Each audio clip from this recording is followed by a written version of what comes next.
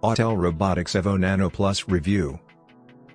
The Nano Plus was nearly successful but has now been overshadowed by the DJI Mini 3 Pro. If it had arrived with more polished software and fewer issues, it would have been the go-to drone. To really compete with DJI, the price will probably have to be lowered significantly. For the past several years, Autel has strived to showcase that great drones can be made by businesses other than DJI.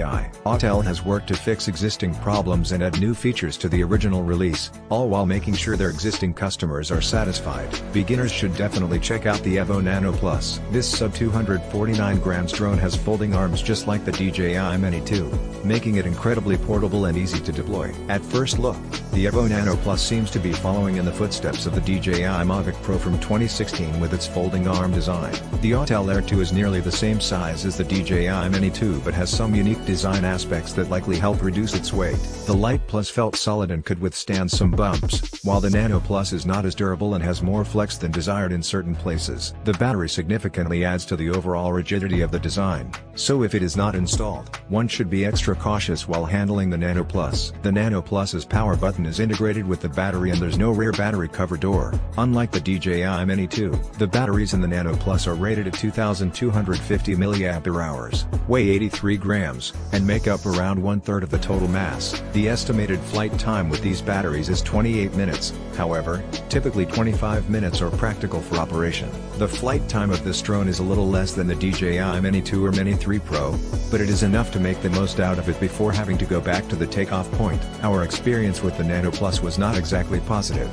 To be honest, we destroyed an Autel Evo Nano drone for this review. Sadly, the drone flew up to 17.8 meters before it suddenly died and fell onto concrete paving, shattering into bits. Despite having analyzed the telemetry, which produced no answers, we still don't know why this happened. Prior to its demise, the same drone had completed numerous longer flights without running into any problems. Thankfully, Autel exchanged the faulty drone with one in good condition, allowing us to appreciate the capabilities of the Nano Plus. When in the air, the Nano Plus has a similar feel to the Mini 2, and people who have flown it should be able to easily control this drone. Additionally, collision detection gives people confidence when maneuvering around houses and trees at low heights. The only problem with our collision detection system is that when direct sunlight hits the sensors, it can cause false positives, meaning an unnecessary proximity warning for the drone even though it is cruising at more than 300 feet.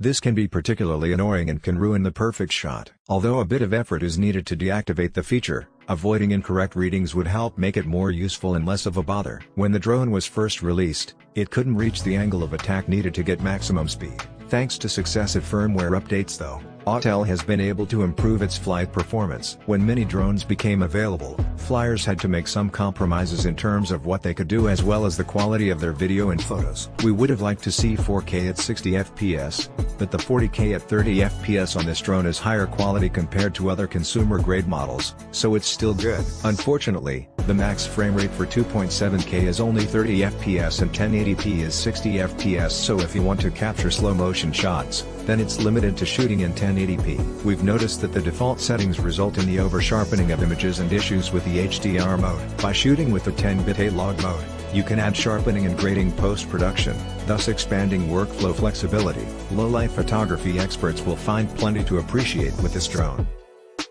It does not have the EU's upcoming C labels, but still provides the same benefits of larger drones without exceeding weight restrictions. The drone sector is still overwhelmingly controlled by a single entity, which is not beneficial for those looking to have a variety of choices. With the Evo Nano Plus, Autel has the potential to become the competition that DJI needs so the customers who enjoy drones can continue to obtain new designs at economical costs. For this, Autel must increase its sales figures with drones such as those in the Evo range. This would become simpler if DJI puts out less than remarkable drone creations occasionally.